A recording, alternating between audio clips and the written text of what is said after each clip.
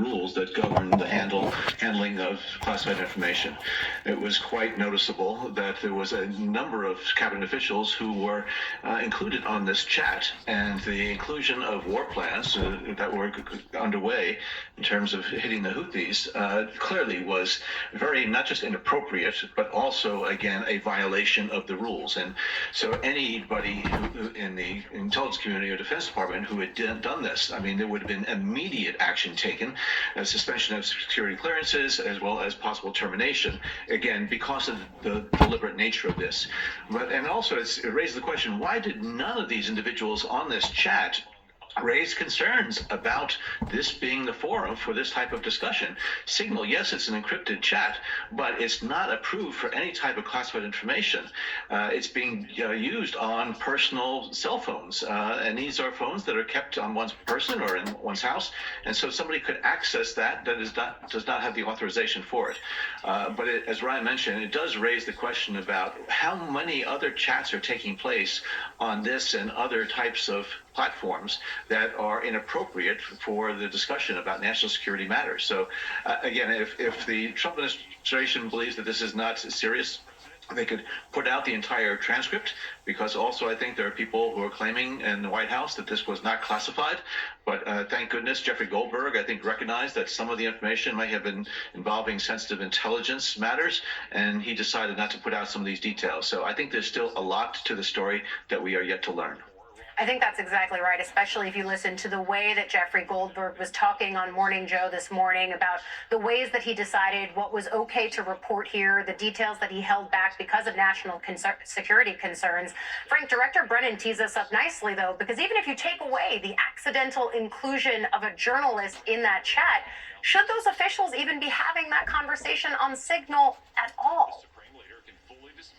Yeah, let's be absolutely clear to our viewers here. This is totally unauthorized, unacceptable use of a commercial encrypted app for highly classified discussions. It's not how this is supposed to happen. And why? Because we know our adversaries every day try to crack codes, not only government encrypted codes, but certainly commercially available codes. You've got to assume that these individuals' specific phones are being targeted strongly every day. As I was assistant director for overseeing all counterintelligence at FBI, here's how this would work in the Hoover building, FBI headquarters. I'd become aware of this kind of leak. I led all leak investigations in the FBI. I would walk up to the 7th floor, the senior executive floor of the FBI, and I would tell the deputy director or director, we need to open a leak investigation. We need to coordinate this throughout the intel community because of the level of these officials. But we would eventually open some kind of inquiry to figure out what happened and then assess damage to what happened. Do I have confidence that that's what's happening on the 7th floor of the FBI right now, that they're considering opening an investigation, which would likely be a violation of 18 U.S.C. 793 subsection F, an inadvertent unauthorized disclosure? No, I do not have confidence that that discussion is taking place or that a case will be opened. Well, that is certainly one of the questions that we could hear from Democratic senators, because the FBI Director, Kash Patel, is among those officials sitting before them right now. And just to remind people of who we're going to hear from, it's not just Patel, it's also the Director of National Intelligence, Tulsi Gabbard, as well as the head of the CIA, John Ratcliffe. They were already booked to be in front of the Senate Intelligence Committee, but of course now we see them here under completely new circumstances. But Director Brennan, U.S. allies were already skittish about intelligence sharing because of the Trump administration's pivot towards Russia, as well as because of some of the key personnel who are in the very seats before the Senate right now. Does this just create new doubts about existing ones about sharing sensitive information, and could this jeopardize further those partnerships? I think it reinforces the perception that the Trump administration is not serious about protecting classified information and intelligence. And a lot of the intelligence that the U.S. intelligence community has comes from our allies and partners overseas. And so if I were the head of a foreign intelligence service, one of our allies, I would have to think twice and three times about what it is that I want to share with the Americans because of this type of reckless and careless behavior in terms of how they handle information. We have seen what Donald Trump did with information down at Mar-a-Lago, but now this is a continuation of it. And the fact that you have individuals like a Pete Hegseth, who has no real experience at the executive level, and clearly by the inclusion of this information in the Signal chat demonstrates that he doesn't have, I think, the acumen as well as the necessary experience to be a Secretary of Defense, putting this information at great risk. So again, I think people around the globe, and not just our allies and partners, but our adversaries, as was pointed out, they are the ones who are actively targeting the individuals in this administration, targeting their communication systems, targeting the personnel that support them, and other things. Director Brennan, I'm only going to cut you off because Senator Mark Warner is now speaking about this. We'll go there. Today were members of a group chat that discussed highly sensitive and likely classified information that supposedly even included weapons packages, targets, and timing, and included the name of an active CIA agent. Putting aside for a moment that classified information should never be discussed over an unclassified system, it's also just mind-boggling to me that all these senior folks were on this line and nobody bothered to even check. Security Hygiene 101. Who are all the names? Who are they? Well, it apparently included a journalist. And no matter how much the Secretary of Defense or others want to disparage him, this journalist had at least the ethics to not report, I think, everything he heard. The question I raise is like, everybody on this committee gets briefed on security protocols. We're told you don't make calls outside of SCIS of this kind of classified nature. We don't know what I'm going to ask. Obviously, Director Gabbard is the executive in charge of all, keeping our secrets safe. Or these government devices? Or the personal devices?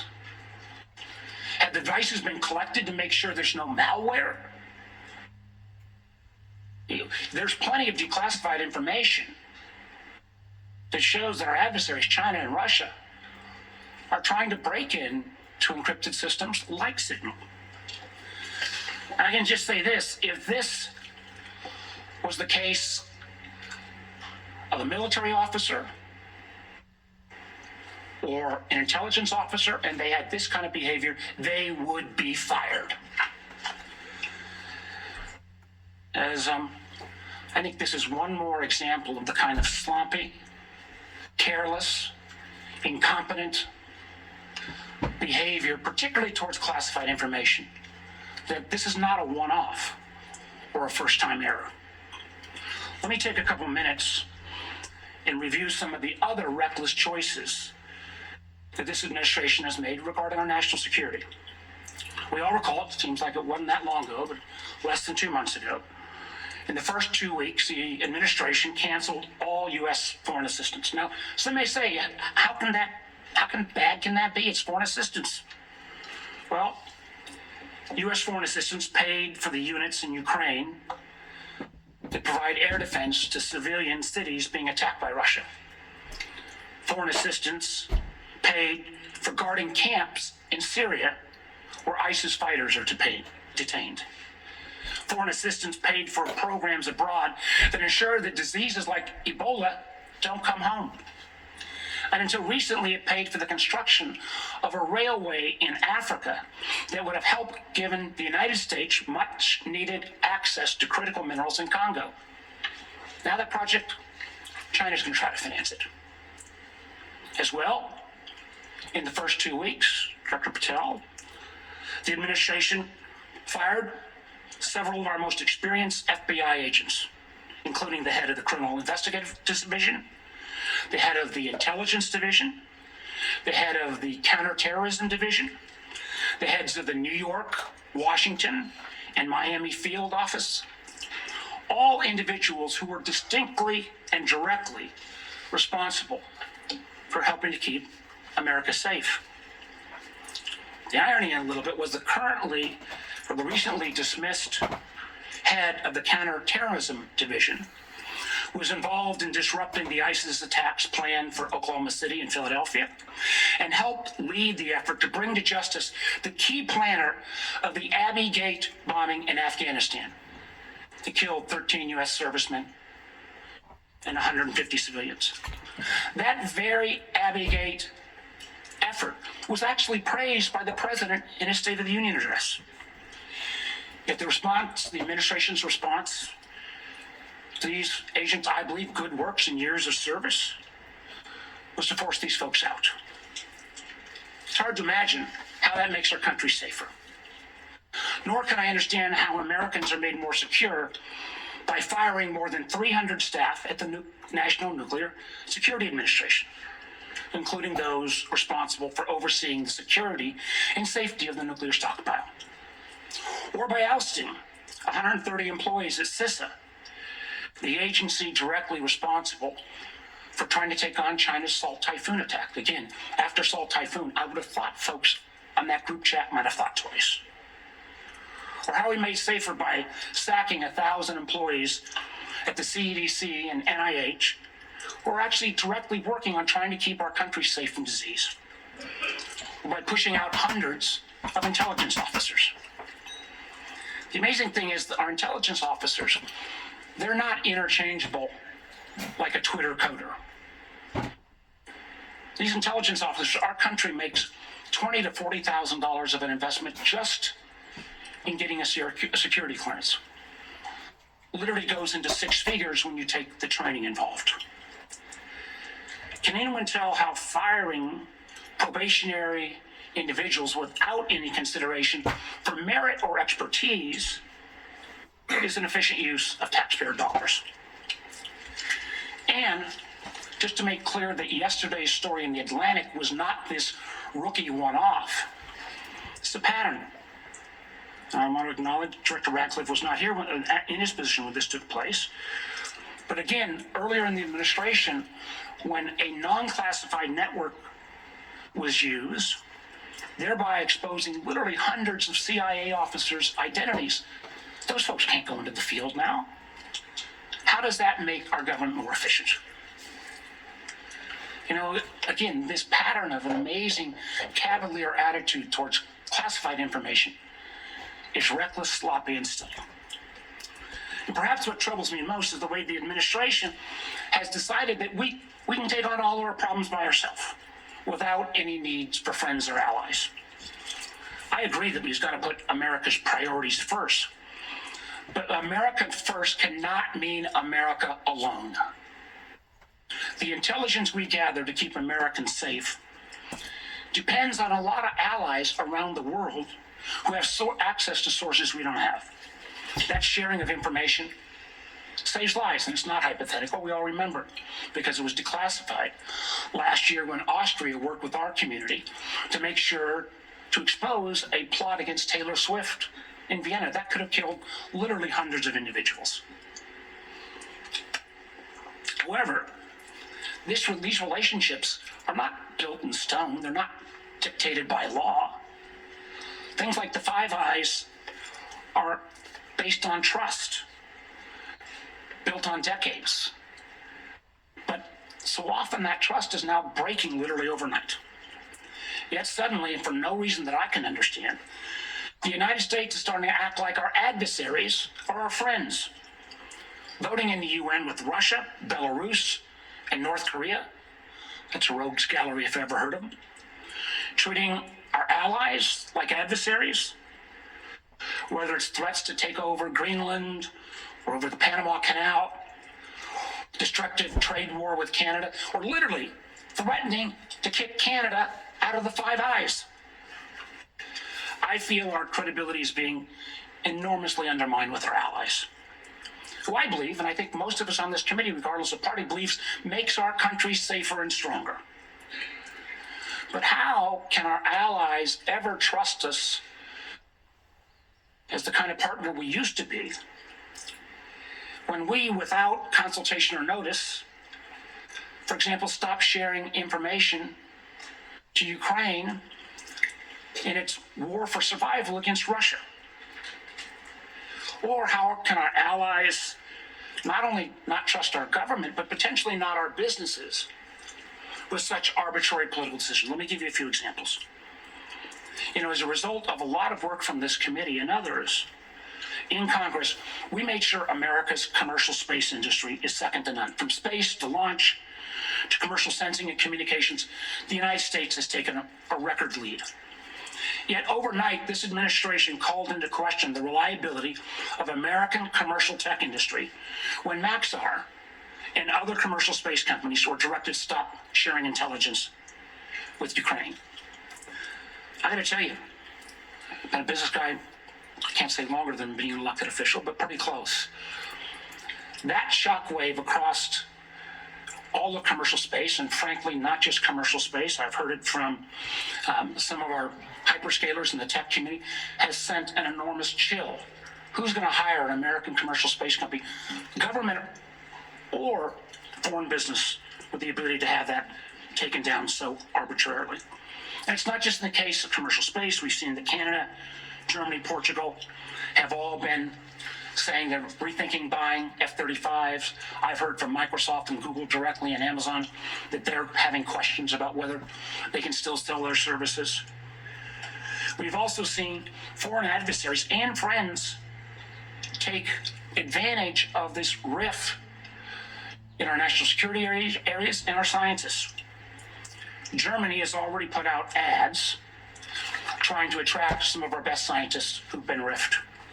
And the Chinese intelligence agencies are posting on social media sites in the hopes of luring individuals with that national security clearance who've been pushed out, perhaps arbitrarily, to come into their service. So no, the signal fiasco is not a one-off. It is unfortunately a pattern we're seeing too often repeated. I fear that we feel the erosion of trust from our workplace, from our companies, and from our allies and partners can't be put back in the bottle overnight. Make no mistake, these actions make America less safe. Thank you, Mr. Chairman. Before I turn to the witnesses hearing, I want to welcome everyone in our large audience today. I also want to note that we will not tolerate any disruptions of the witnesses' testimony or senators' questions and the witnesses' answers. You'll note that we have a large contingent of Capitol Police in the room. Any disruptions, either opposed or in favor to the witnesses, will result in prompt removal from the hearing room, and my encouragement to the U.S. Attorney to throw the book at the person disrupting the hearing. No offense, but we all came to hear the witnesses, no one else in the room. Director Gabbard, I understand you'll make a statement for the panel of witnesses. Thank you, Mr. Chairman, Vice Chair, members of the committee. Thanks for the opportunity for us to be here to present you the intelligence community's 2025 annual threat assessment. I'm joined here this morning by my colleagues from the CIA, DIA, FBI, and NSA. Our testimony offers the collective assessment of the 18 U.S. intelligence elements making up the U.S. Intel community and draws on intelligence collection and information available to the IC from open source and private sector and the expertise of our analysts. This report evaluates what the IC assesses most threatens our people and our nation's ability to live in a peaceful, free, secure, and prosperous society. As you know, we face an increasingly complex threat environment that is threatening us here at home and our interests abroad.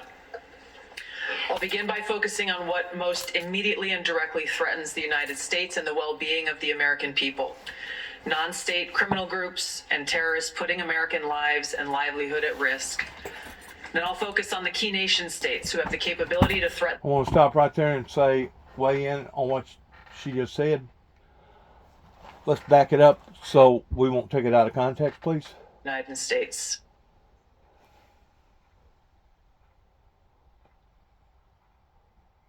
This report evaluates what the IC assesses most threatens our people and our nation's ability to live in a peaceful, free, secure, and prosperous society.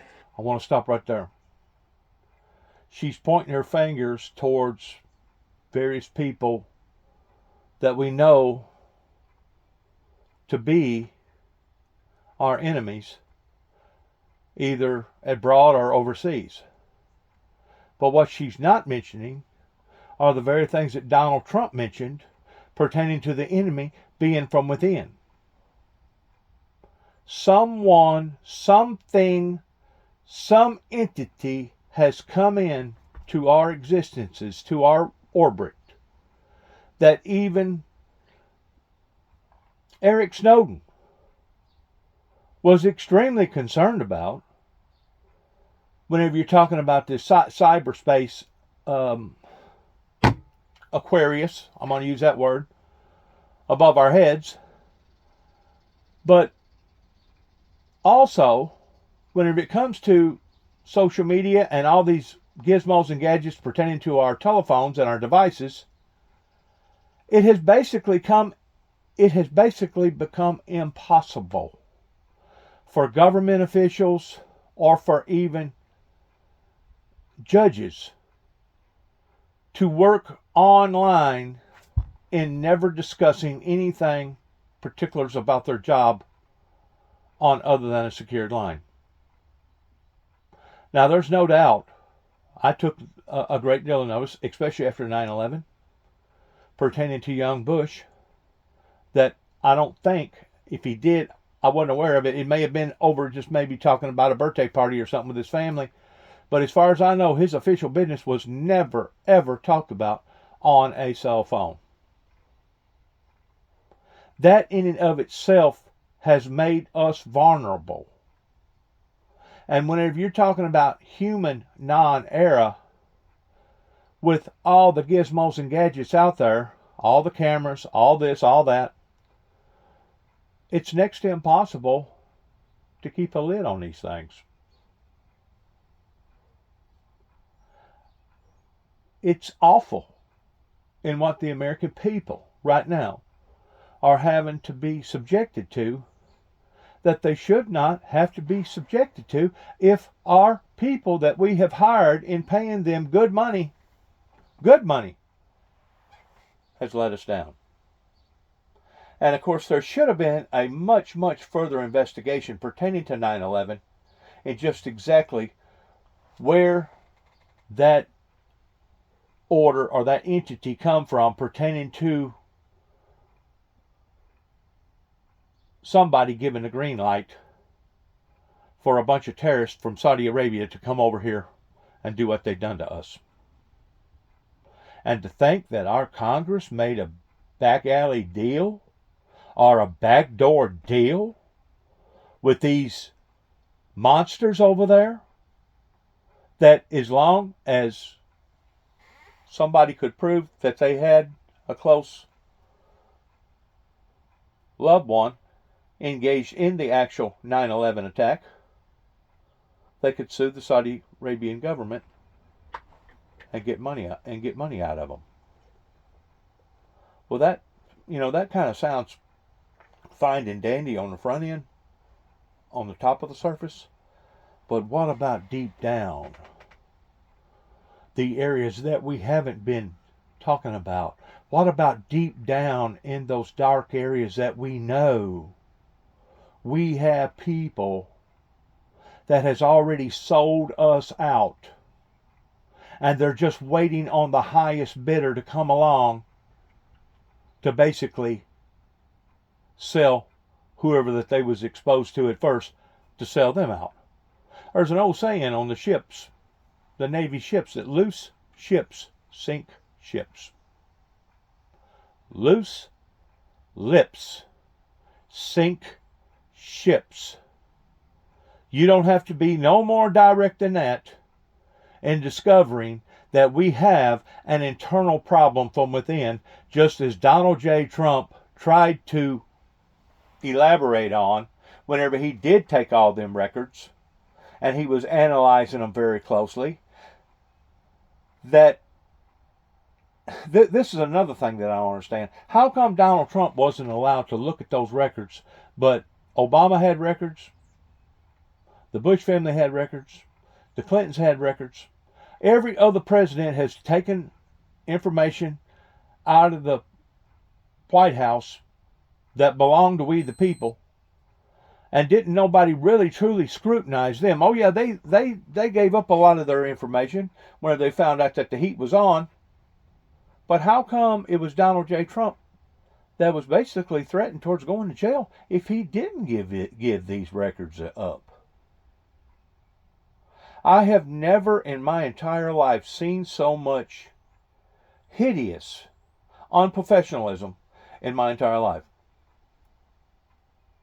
I'm talking about pure, mere unprofessionalism, and I promise you, if we would have the same people engaged today in our government affairs that was engaged in the Union pertaining to our Civil War, the Union would have lost. The Union would have lost, and the Confederacy would have won. And really and truly, that's really the only reason why the Confederacy didn't win over the Union, was because they run out of money and they wasn't quite as confined in being organized like the Union was. But I promise you this, if there was anybody on that side, it didn't matter if it was Union or Confederacy, that proved that they was a traitor, they dealt with them effectively and efficiently, very swiftly.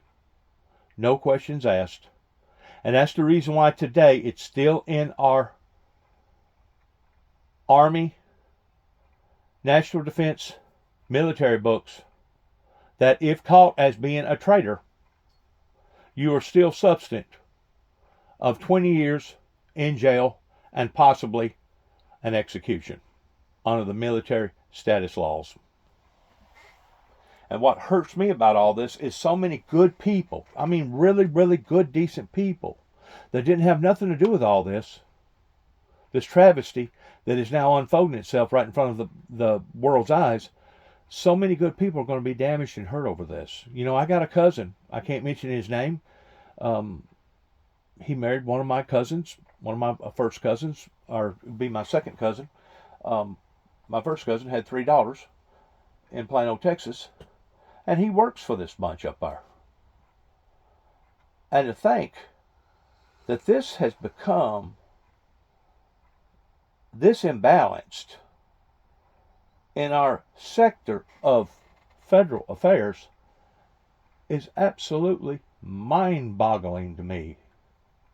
Not only is it mind-boggling to me, but it absolutely rips and tears at my heart, especially me knowing how that various individuals was trying to basically plant or entrap myself in being an enemy to my own people. Not just an enemy of the state. You know, you can be looked upon as being an enemy of the state if you've gotten too many bad factors in your personal life against the state. You can be looked upon as being an enemy of the state, and you don't necessarily have to kill nobody, but based upon whatever crimes that you're committing, cocaine, heroin, oxycontins, whatever, meth, whatever, you get caught a period amount of times, you're looked upon as being an enemy of the state.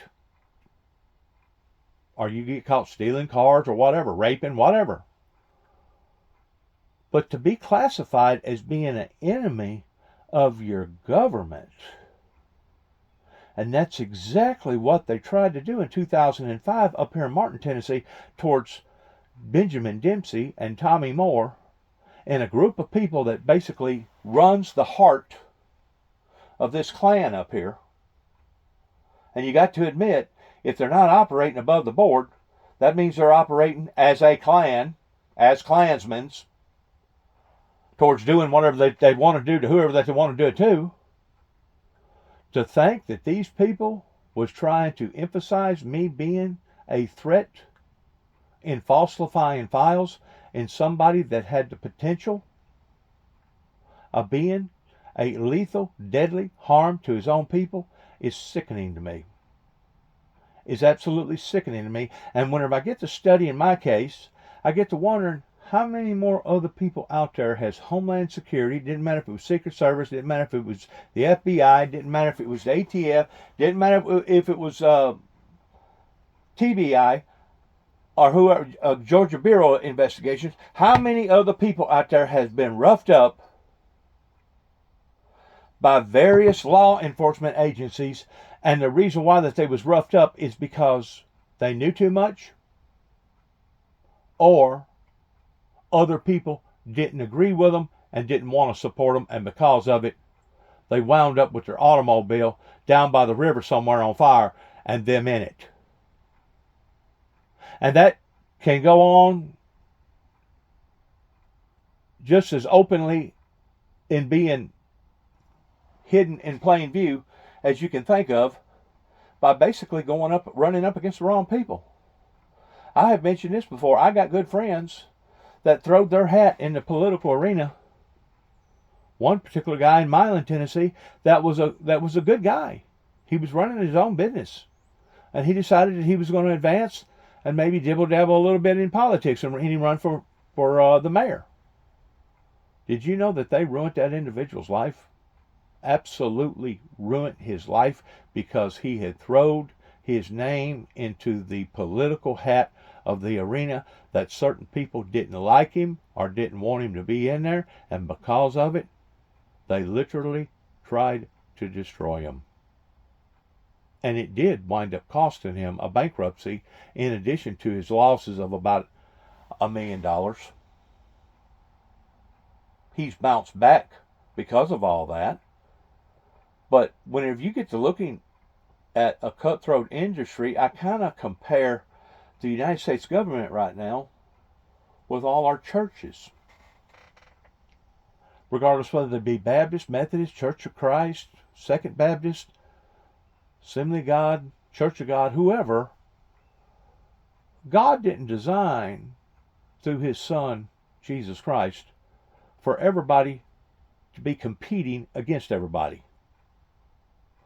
This is the work of the devil that has come in and done this, to the degree that now you got the Presbyterians that's against the Baptists, you got the Baptists against the Methodists, you got the Methodists against the Church of God, you got the Church of God against the Assembly of God, and on and on and on. This is attributes of the devil that is out to kill, steal, and destroy.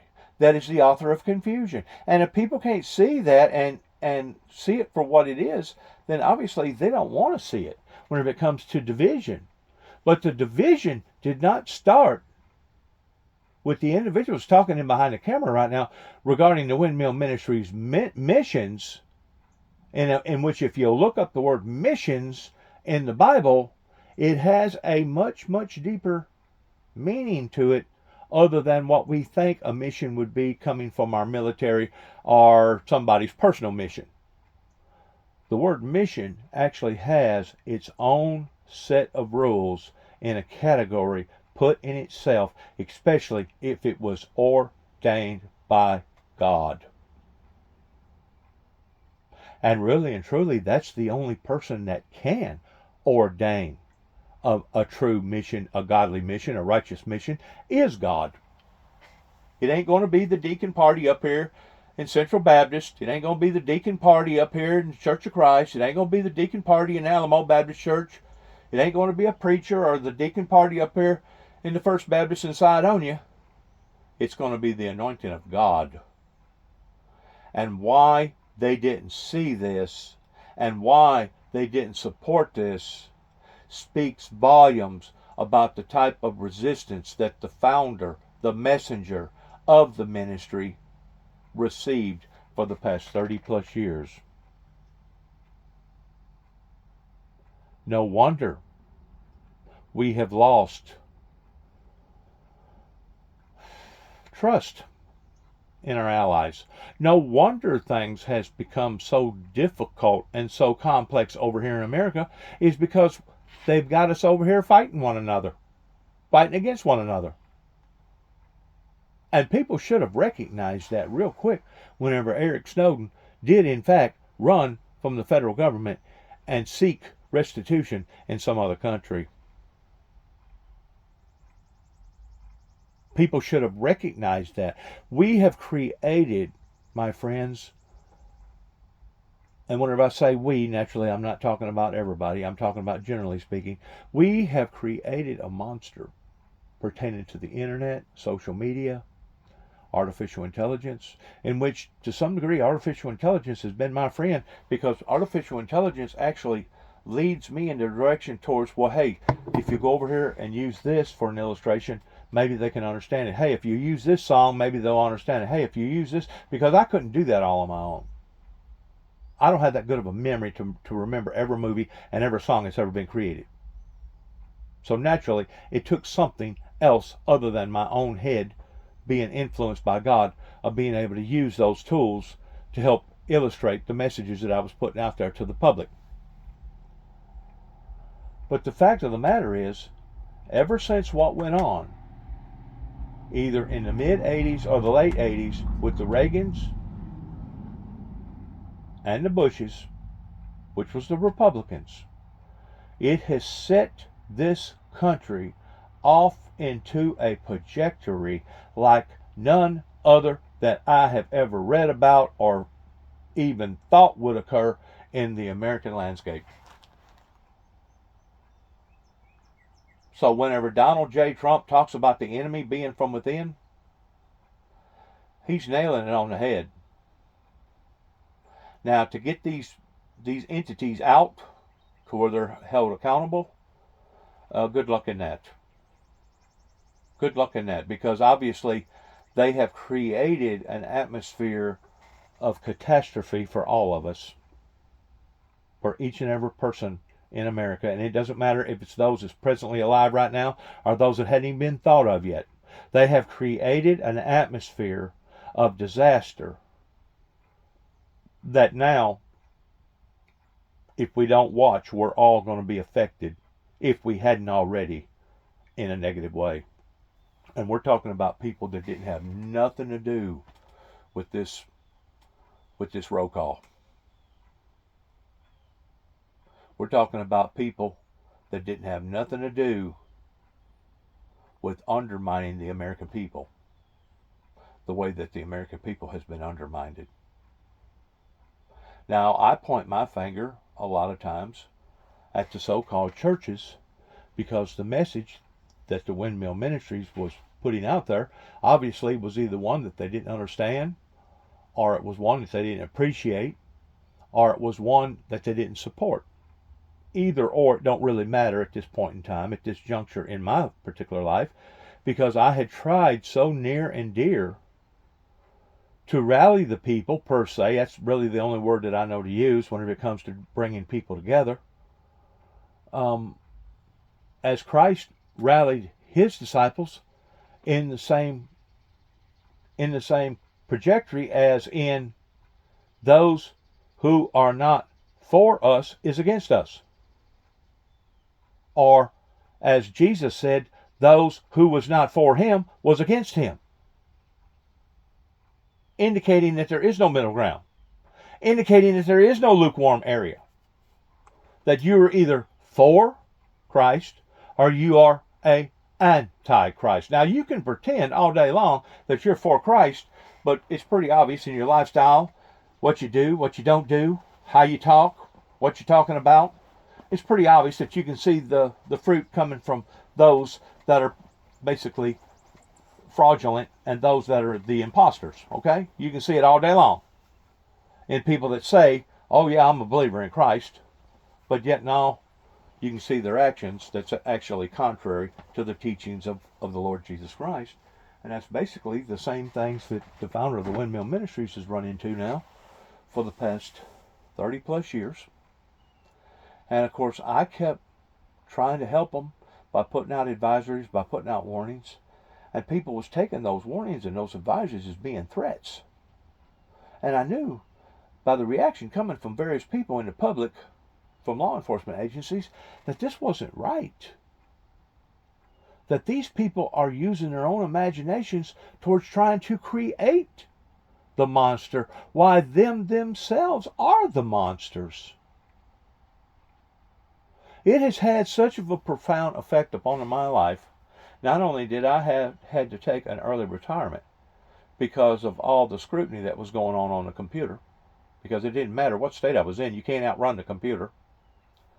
But it has had such a profound effect into my life that even my relationships with my dearest, nearest blood, like my son, my daughter-in-law, my granddaughter, I can't express those feelings openly and have the same type of relationship that everybody else does, because I have to put up this safety guard in knowing that I'm vulnerable out there, because I don't have various entities that are not only allowing for my life not to be destroyed this way, but are actually trying to destroy it. And if they're trying to destroy my life, don't you think that they would destroy my son's life if they could use him as a prying tool, if they could use him as some sort of a leverage? Sure they would. That's the reason why this big stink is stunk up now, because a lot of these people have been exposed that was in these strategic areas of government, and because of it, you haven't just endangered their lives, but you have endangered their families' lives. You just as well take the red dot that's on their back and now start painting it on their wives and their children and their grandchildren's backs. Because we live in a very, very deranged, evil society. Regardless whether it's on this side of the pond or on the other side of the pond. We live in a deranged, messed up atmosphere on the planet, to the degree that now up is down and down is up. Right is wrong. Wrong is right. What has caused this? A crack, a weakness, a compromise, a breach. And because of it, this is what has promulgated this particular hearing today. That, to be quite honest with you, everything that I have witnessed about this government in the past 30 plus years, I don't doubt that stuff like this has been going on, is going on, and will probably, I hate to say it, will continue to go on until somebody actually gets to the bottom of all this. And hopefully that's where Donald J. Trump comes in at. Hopefully he can keep his slate clean enough that he can get to the bottom of this towards revealing it to the American people, because you didn't get $36 trillion in debt overnight. This thing has been building.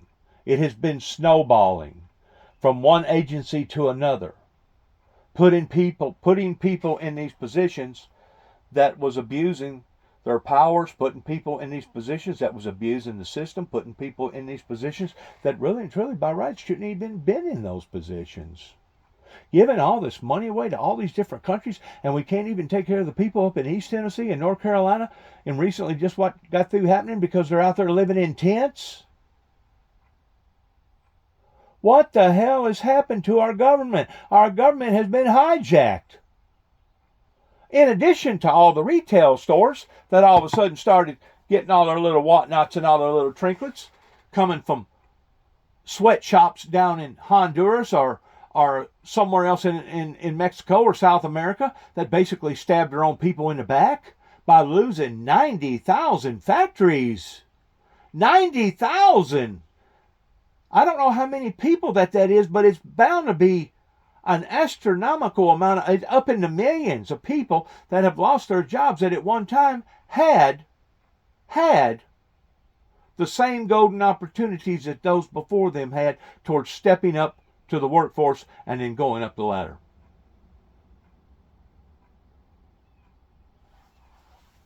I just had to throw that in, because this has been so upsetting to me in watching how many boo-boos that has happened that's basically turning we the people into the boogeyman. And I got news for the federal government. We, the people, are not the boogeymans. You know who the boogeymans are?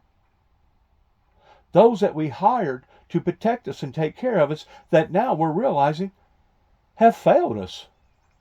They have failed us financially. They have failed us emotionally. They have failed us socially. They have failed us culturally. I could go down a list of failures that they have caused just within the past 30 plus years that began at the stem of things in Reagan and the Bush era. That's where the government decided to take a left turn instead of a right.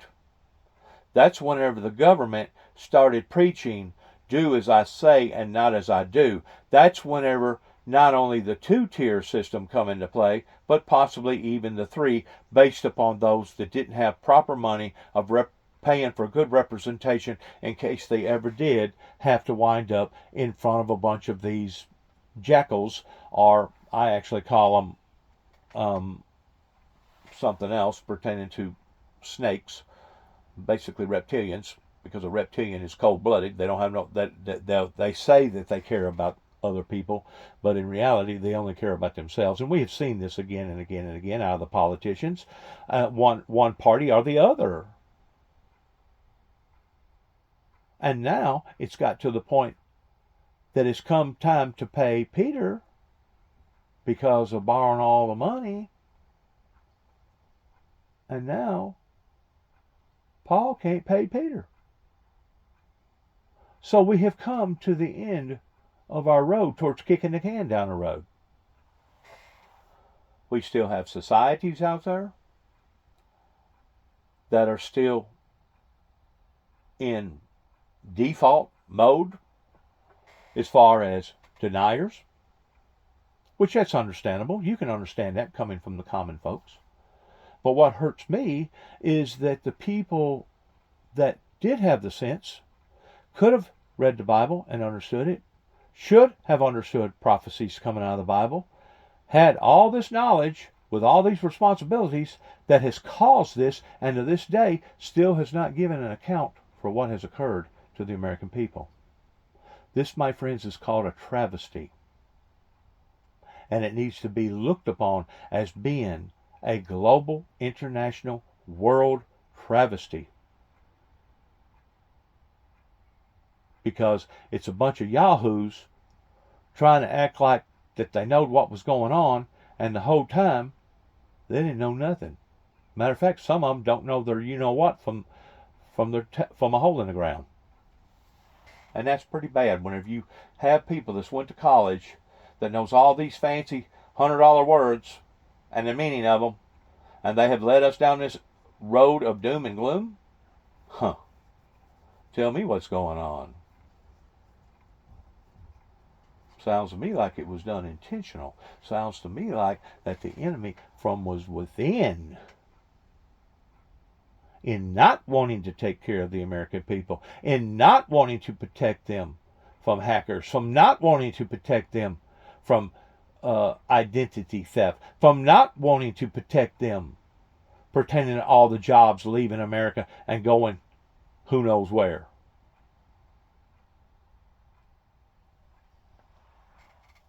As you know, we face an increasingly complex threat environment that is threatening us here at home and our interests abroad. I'll begin by focusing on what most immediately and directly threatens the United States and the well-being of the American people. Non-state criminal groups and terrorists putting American lives and livelihood at risk. Then I'll focus on the key nation states who have the capability to threaten the interests of the United States. In this complex environment, non-state and state actors are able to exploit or take advantage of the effects of each other's activities. Conventional and asymmetrical capabilities, even the traditionally weakest of actors are able to acquire from available advanced technologies, creates an even more complex and serious threat landscape. First, I'll highlight the threats presented by several non-state actors. Cartels, gangs, and other transnational criminal organizations in our part of the world are engaging in a wide array of illicit activity, from narcotics trafficking to money laundering to smuggling of illegal immigrants and human trafficking, to wanting to bring harm and hurt to the American people and to the American people's system or their government. Let's be honest. Let's be honest. Whenever the FBI and the CIA and all them other ones stood in conjunction with one another towards identifying that we had sleeper cells right here in the United States, they wasn't bluffing. They wasn't lying. You have people right now that's just waiting on a green light. I don't know what kind of signal that they're waiting on. I don't know where the signal's supposed to come from, but they're waiting to attack us, to bring more harm and hurt to the American people. My friends, our ancestors right now are rolling around in their graves and they're literally shaking their fist at us up in heaven. You wonder how come that the heavens or the friendly skies have become unfriendly here lately, pertaining to seeing all the storms and the intensity of all these storms? Well, quit wondering. You have upset the apple cart. We have upset the apple. Certain people down here in America has upset the apple cart pertaining to the protections of God. And it says quite specifically in the first part of Revelations, talking to the 7 churches, for as many as I love, I will rebuke. Now, you don't think that that's hurtful to the Heavenly Father to have to do that? Sure it is. It's very hurtful. But because looking at the masses, the needs of the many outweigh the needs of the few whenever it comes to culling the herd. And it says very clearly that those that he loves, he will chasten and chastise, while other ones he will rebuke and basically get rid of. That's where the Bible talks about hewing down the tree.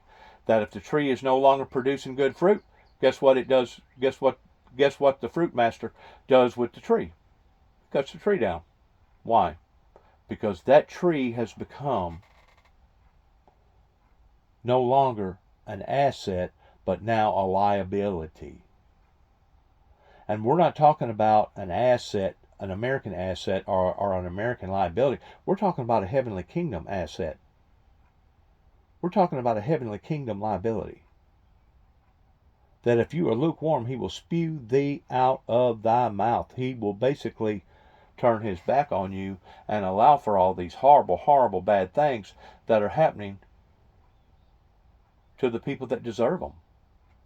The bad thing about what's going on right now, whenever it comes to the retribution falling upon to the American people, as far as Satan coming down in great wrath, is that it's not just harming and hurting the guilty, but it's also harming and hurting the innocent.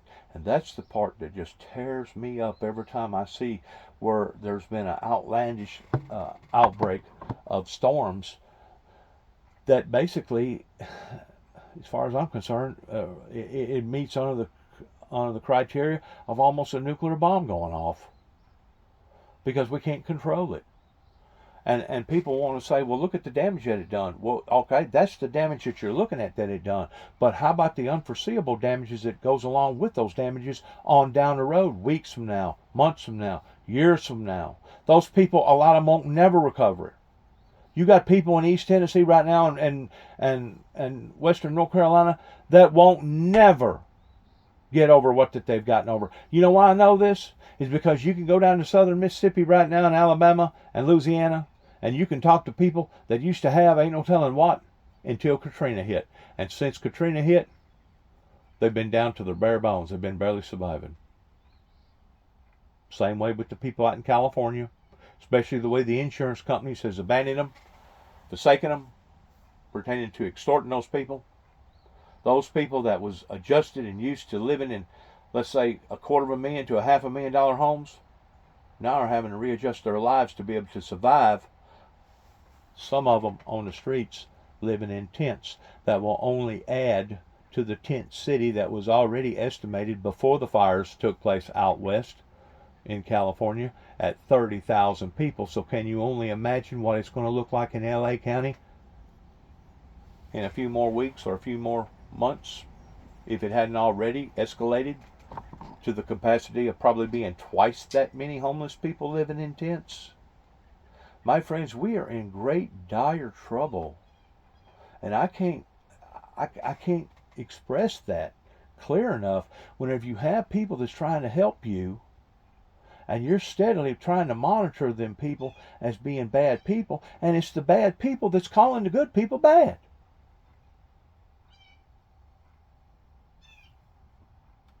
It's the blind leading the blind, just like the Bible talks about, and turning us against one another to the degree that eventually our adversary, once we go to basically turning this over into another civil war over here in America, it's just a matter of time before we will be invaded with a military force, and then we do have to worry about the old glory pertaining to our flag changing representation and another government being formed and raising under a different flag. And don't say that it can't happen. We've always thought that we was invincible. We've always thought that something like that couldn't happen. Well, guess what? I think it was Lincoln, if I'm not mistaken. It may have been Washington. It was some of our forefathers that helped to create this great nation over here that, as far as I'm concerned, was geniuses. But they said, if we could keep our republic, indicating that if we could keep our heads above water and hang on and stay united, we really didn't have to worry about the enemy over the pond coming in and taking over America. Where they was looking at was the enemy from within. If we could keep it. There was a reason why they said if we could keep it, indicating that there was the pure factor of a breach, a weakness, because a chain is only as strong as its weakest link. And whenever you have all these weak links, you're going to have a mess. You're going to have a real royal mess that begins at the top and winds up cruelly destroying individuals' lives down at the bottom.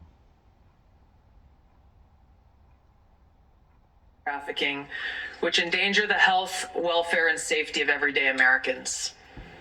Based on the latest reporting available for a year-long period ending October 2024, cartels were largely responsible for the deaths of more than 54,000 U.S. citizens from synthetic opioids. Mexico-based transnational criminal organizations, or TCOs, are the main suppliers of illicit fentanyl to the U.S. market and are adapting to enforcement and regulatory pressures by using multiple sources and methods to procure precursor chemicals and equipment, primarily from China and India, many of which are dual-use chemicals used in legitimate industries.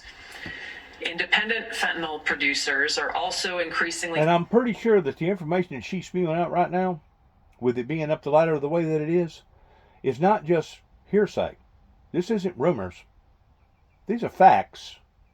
And I'm pretty sure that if you cornered somebody in the right direction, they'd be able to prove to you exactly what she's talking about towards it being accurate.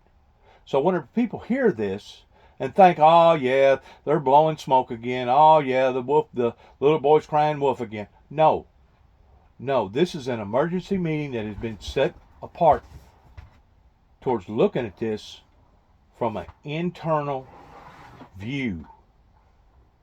That once more, it was our chief and commander that kept telling everybody there's a breach. The enemy is from within.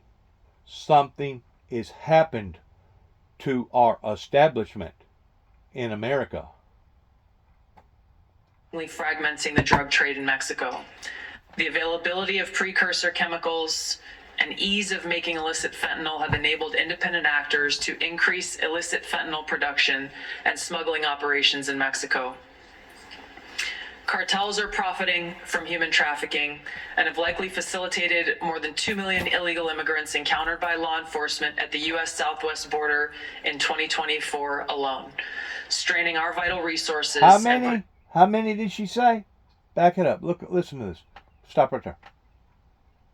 The drug trade in Mexico. The availability of precursor chemicals and ease of making illicit fentanyl have enabled independent actors to increase illicit fentanyl production and smuggling operations in Mexico. Cartels are profiting from human trafficking and have likely facilitated more than 2 million illegal immigrants encountered by law enforcement at the U.S. southwest border in 2024 alone. 2 million. 2 million in 2024 alone. Now you tell me that somebody hadn't dropped the ball. And then Biden, on Memorial Day, on the last year of his presidency, made sure that he flew into a designated American spot before he said what he said. And some news journalist asked him a question, well, do you feel like that we're safer today than what we was before 9/11?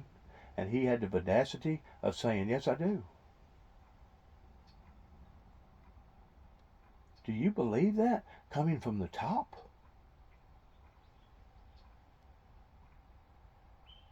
It just goes to show you how deranged that these people on the top are.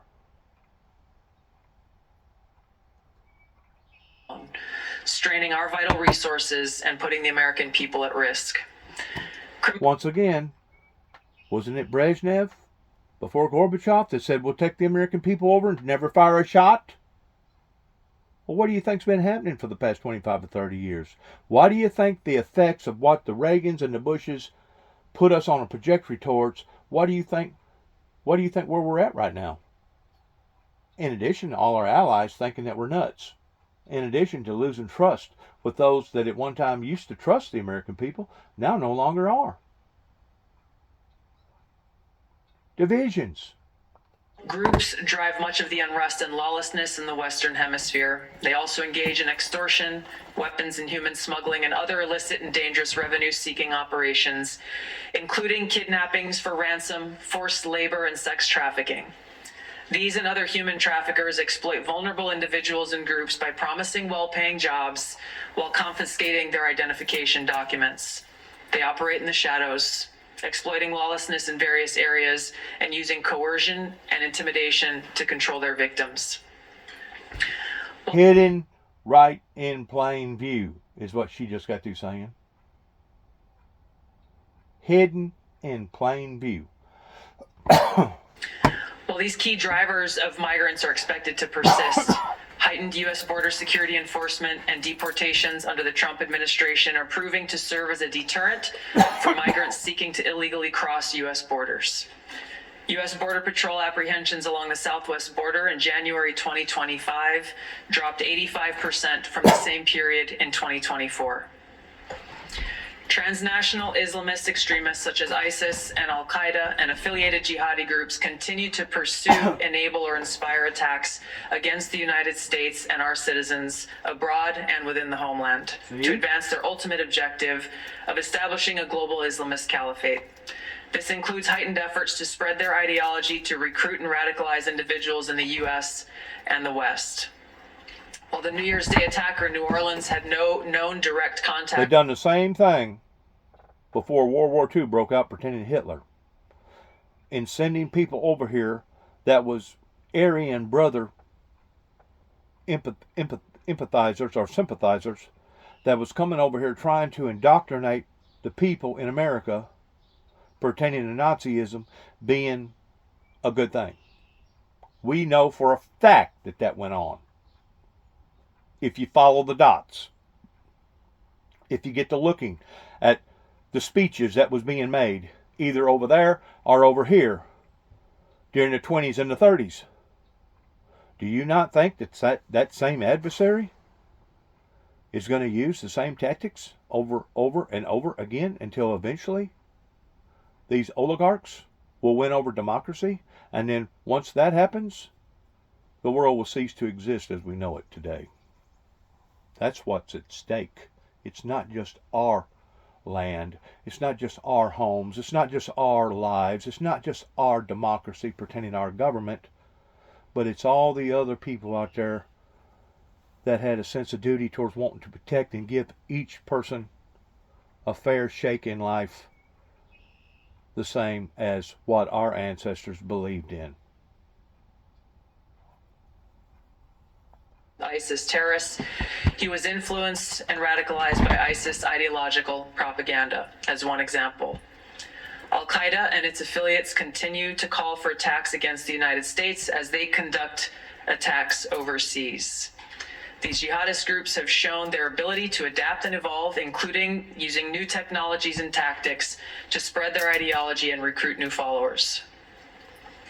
A range of non-state cyber criminals are also targeting our economic interests, critical infrastructure, and advanced commercial capability for extortion, other coercive pursuits, and financial gain. These actors use a variety of tactics, including phishing, ransomware, and denial of service attacks, to disrupt our systems and steal sensitive and lucrative information using available technologies and U.S. cyber vulnerabilities. Ransomware actors last year, for example, attacked the largest payment processor for U.S. healthcare institutions. And another set of criminal actors conducted cyber attacks against U.S. water utilities. Some of these non-state cyber actors also operate as proxies for or emulate similar activities carried out by major state actors. While these non-state cyber actors often seek financial and intellectual property gains, they also carry out cyber operations for espionage purposes, targeting our critical infrastructure. Turning to key state actors, the IC sees China, Russia, Iran, and North Korea engaging in activities that could challenge U.S. capabilities and interests, especially related to our security and economy. These actors are in some cases working together in different areas to target U.S. interests and to protect themselves from U.S. sanctions. At this point, the IC assesses that China is our most capable strategic competitor. Under the leadership of President Xi Jinping, the People's Republic of China seeks to position itself as a leading power on the world stage, economically, technologically, and militarily. Beijing is driven in part by a belief that Washington is pursuing a broad effort to contain China's rise and undermine CCP rule. China's most serious domestic challenge is probably China's slowing economy and potential instability if socioeconomic grievances lead to large-scale unrest. Growing economic tensions with the United States and other countries could also weigh on China's plans for economic growth and domestic job creation. China's military is fielding advanced capabilities, including hypersonic weapons, stealth aircraft, advanced submarines, stronger space and cyber warfare assets, and a larger arsenal of nuclear weapons. While it would like to develop and maintain positive ties with the United States and the Trump administration to advance its interests and avoid conflict, China is building its military capability in part to gain advantage in the event of a military conflict with the United States around the issue of China's efforts toward unification with the Republic of China, or Taiwan. And you know why? First of all, you know when? When was 30 years ago, whenever those shields of concern got lowered and Reagan finally succeeded in saying what he said about the old Yugoslavia government, USSR, that basically lowered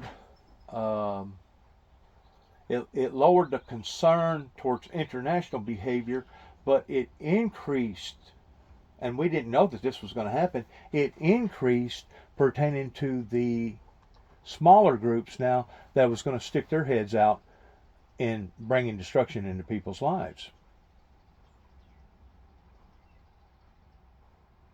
We should have already done been gone. The true, godly, fearing, born-again Christians through the Lord Jesus Christ should not be having to deal with the problems that we're dealing with right now on account of this conspiracy that began on the home front of America. And you wonder how come somebody like Putin reaches out and says, we've been cheated. We've all been cheated. All the Christians have been cheated. Because now we're having to deal with affairs that, first of all, has escalated in areas that we can't even hardly understand, much less prevent or attack. And second of all, we shouldn't be having to go through this stuff to begin with if we're true born-again Christians that are concerned about our fellow man, as well as withholding the integrity of the kingdom. What kingdom? The kingdom of God. That kingdom. Towards the meek inheriting the earth. We see what's happened. Evil is now squirming and worming and reaching its head out again, just like it did right before World War II, by bringing all these Nazi sympathizers over here, those people that was already leaning towards agreeing with their ideology. And the next thing you know, all hell broke out over there in Europe. And the next thing you know, we was being bombed ourselves by a military group over in Hawaii. Come on, folks. The enemy hasn't changed. The adversary is still out there, trying to kill, steal, and destroy. In 1993, whenever the Middle East declared war on not only Israel but America, they meant what they were saying. That whenever they destroy them and get rid of them, then they're heading after us. Why? Because we have a label saying that we're of a belief in Jesus Christ. These are anti-Christ movements, and the sickening thing about today is that now they've become even slicker and slyer. They know that people was on to them back during the 30s, in the late 20s and 30s, leading to the 40s of World War II, towards them coming over here and trying to basically indoctrinate or brainwash people. So now they're doing it in a different way. They're doing it in different ways, and usually using religion. It doesn't matter if it's Muslim religion. It doesn't matter if it's Hare Christian religion. It doesn't matter what. But they've become more slicker and slyer about it, but they're still out to do what? To the Christians. Kill, steal, and destroy. Just as Christ, our leader, our King, our Savior, explained to us again and again and again, because you can read the Bible and you can see warning signs all over it. Or Taiwan. China's military is also expanding its presence in the Asia-Pacific region with a focus on disputed territorial claims in both the East China and South China Seas. Beijing is advancing its cyber capabilities for sophisticated operations aimed at stealing sensitive U.S. government and private sector information and pre-positioning additional asymmetric attack options that may be deployed in a conflict. China's cyber activities have been linked to multiple high-profile breaches, including last year's massive compromise of U.S. telecom infrastructure, commonly referred to as Salt Typhoon. Beijing currently dominates global markets and strategically important supply chains, for example, with the mining and processing of several critical minerals.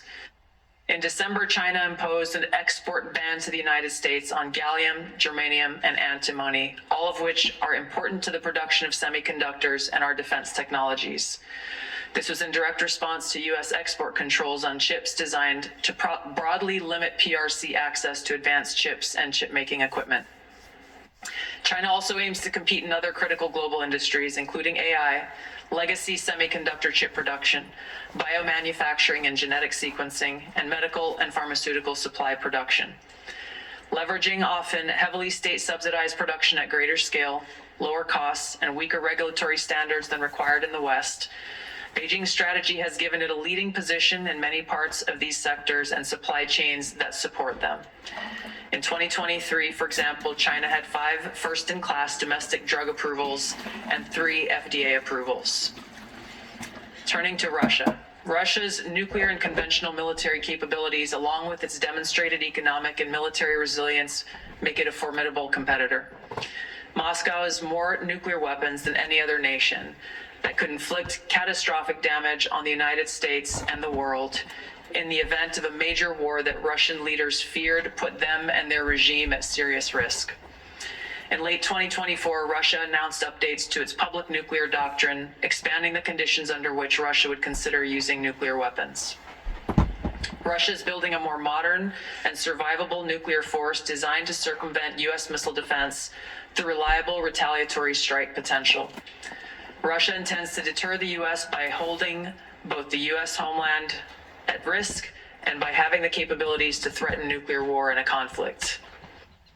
Russia's developed advanced cyber capabilities and has attempted to pre-position access to U.S. critical infrastructure for asymmetric options and make it a persistent cyber threat. Russia's cyber activities have been linked to multiple high-profile breaches, including the 2023 hack of Microsoft. Russia is also fielding new capabilities and anti-satellite weapons meant to degrade U.S. and allied space infrastructure. Among Russia's most concerning developments is a new satellite intended to carry a nuclear weapon as an anti-satellite weapon, violating long-standing international law against such activity and putting the U.S. and global economy at risk. Iran continues to seek expansion of its influence in the Middle East, despite the degradation to its proxies and defenses during the Gaza conflict. Iran has developed and maintains ballistic missiles, cruise missiles, and UAVs, including systems capable of striking U.S. targets and allies in the region.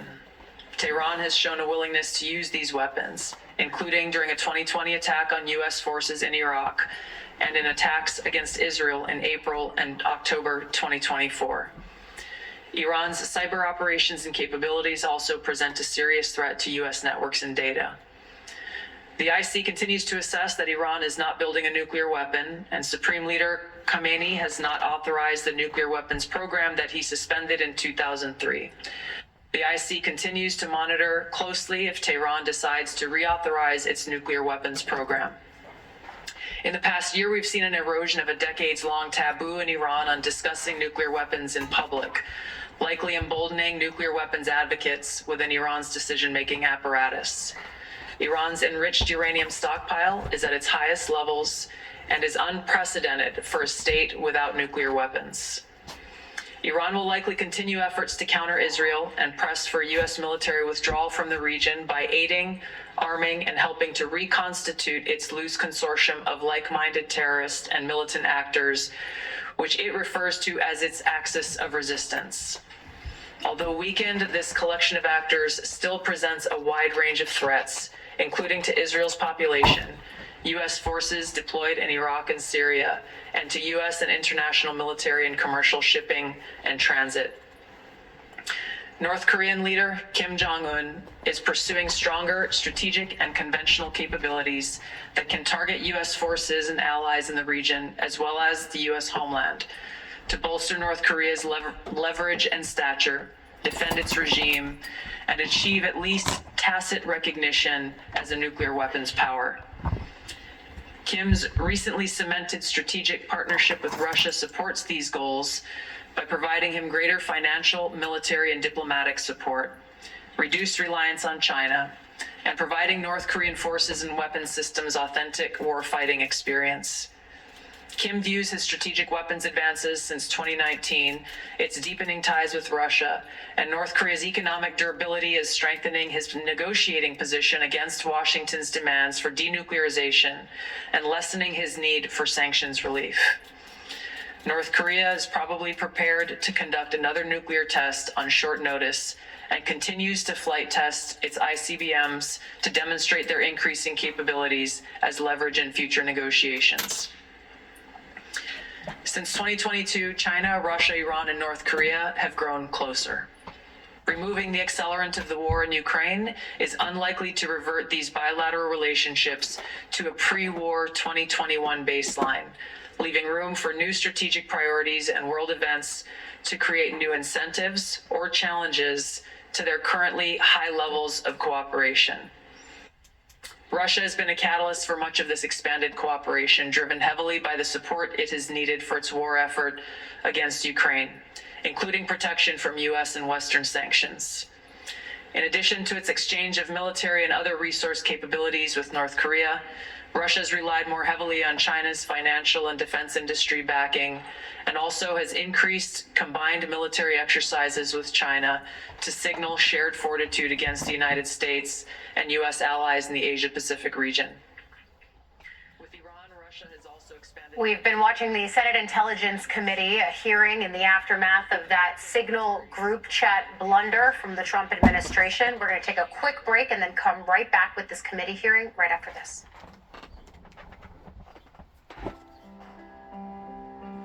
I Can't believe it. They're taking a break on this, but I guess they are. So we're going to miss whatever else that she was talking Attitude toward about. classified information. That is the backdrop for this hearing. We'll go back in now. That China could not monitor and crack down on this flow of chemical precursors to Mexico if it chose to do so? Thank you, Senator, for the question. No, there's nothing that prevent China, the People's Republic of China, from cracking down on fentanyl precursors. As you well know, Senator, one of the reasons that they don't is that there are more than 600 PRC-related companies that produce those precursor chemicals in an industry that generates $1.5 trillion. That is one of the reasons that we see the Chinese efforts to affect the fentanyl precursors are really limited in nature and intermittent in nature, and not a dedicated effort to enforce their own laws and regulations to crack down on this. Thank you, Director Ratcliffe. I have many more questions I could ask, but I'm going to try to lead by example and stay within the 5-minute limit for the benefit of senators. I remind everyone there's a vote scheduled at noon. I hope to finish the open portion of this hearing before that vote closes, after which time we'll move to the closed portion. The Vice Chairman. Thank you, Mr. Chairman. I'll be happy to take your extra 13 seconds, but I want to go back to what I addressed at the outset. I mean, this was not only sloppy, it not only violated all procedures, but if this information had gotten out, American lives could have been lost.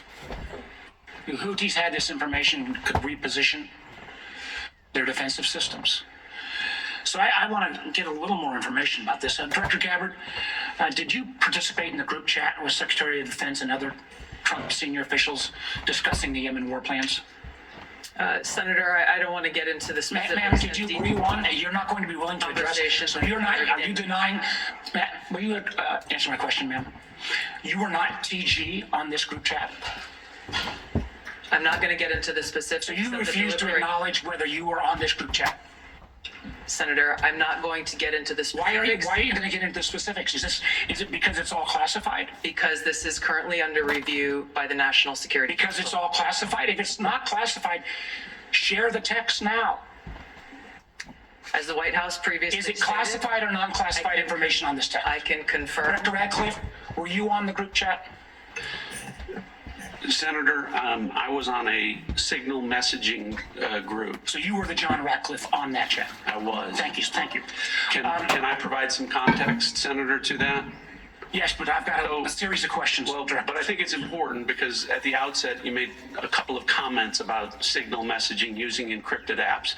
So that we're clear, one of the first things that happened when I was confirmed as CIA director was signal was loaded onto my computer at the CIA, as it is for most CIA officers.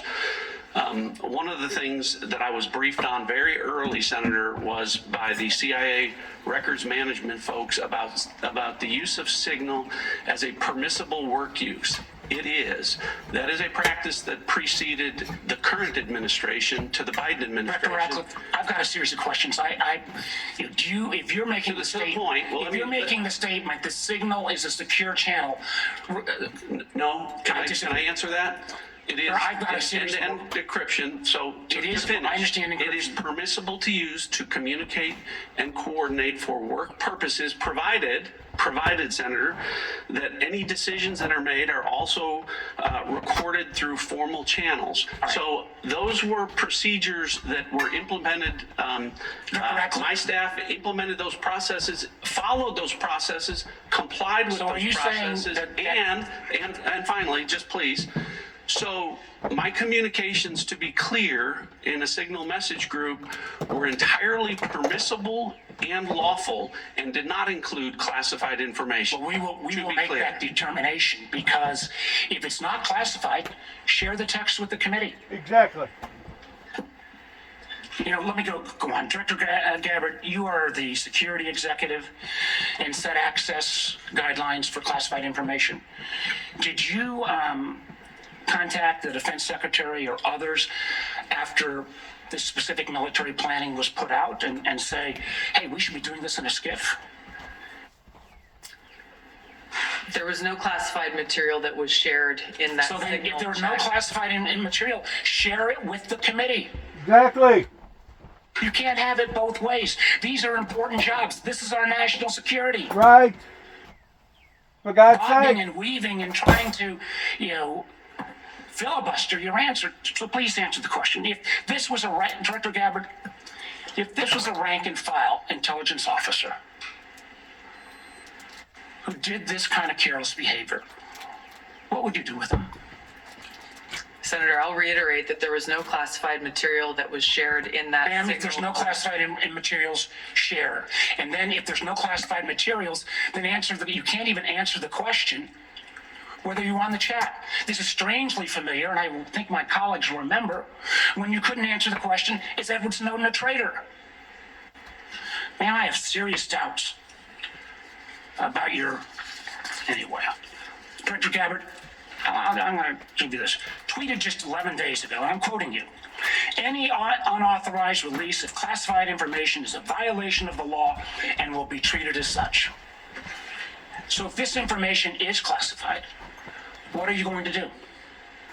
Senator, 2 points here. First of all, there's a difference between inadvertent release versus Careless and sloppy. malicious leaks of classified information. The second point is there was no classified information that was on And the information, this signal committee group should get chat. that information. Director And the Patel, National Security Director Council. Patel, my time's about out, and I'm going to Senator. use my 12 seconds that the chairman gave. Director Patel, has the FBI launched any investigation of this? Senator, I was just briefed about it late last night, this morning. I don't have an update. I would like to get an answer by the end of the day. At this point in the ordinary course of affairs, I would recognize Senator Collins. She asked me to express to you that she is under the weather this morning. She regrets her absence, but anticipates submitting written questions to which I would request your prompt replies for the senator. Senator Cornyn. Director Gabbard, I applaud President Trump's efforts to try to bring an end to the war between Russia and Ukraine.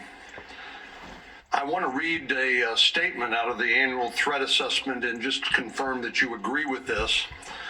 It says Russia views its ongoing war with Ukraine as a proxy conflict with the West, and its objective to restore Russian strength and security in its near abroad against perceived U.S. and Western encroachment has increased the risks of unintended escalation between Russia and NATO. Do you agree with that statement? And that is in the annual threat assessment, correct? Correct. I'd like to refer to an AP story, Associated Press, dated March 21st, 2025. The title of the article is Western Officials Say Russia is Behind a Campaign of Sabotage Across Europe. This AP map shows it. Mr. Chairman, I'd like to ask unanimous consent that speaking made part of the record. Without objection. The document that AP compiled, and I presume this is through open sources, documented 59 incidents, including cyber attacks, spreading propaganda, plotting killings, or committing acts of vandalism, arson, sabotage, or espionage. Is that consistent with your understanding and impression of what Russia is currently engaged in Europe? Senator, I haven't seen that specific article, but I can confirm that we assess Russia's attempts to conduct such sabotage activities in Europe. Thank you. One of the things that I'm most concerned about following some of the discussions between Russia and Ukraine and the United States and our other allies, obviously, as I said, peace between Ukraine and Russia is the desirable end state. I think you'd have to be crazy to say otherwise. But I also want to talk a little bit about the unexpected or maybe unintended consequences of European insecurity.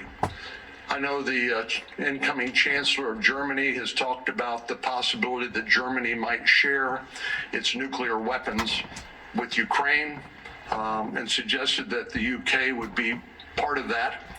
I know that Poland has talked about acquiring nuclear weapons and perhaps other European countries to make up for what they view as a receding of the American umbrella of protection. General Krause, what would be the result of the proliferation of nuclear weapon-armed countries in Europe if in fact that would occur as a result of our the perception of European insecurity? Senator, thank you for the question.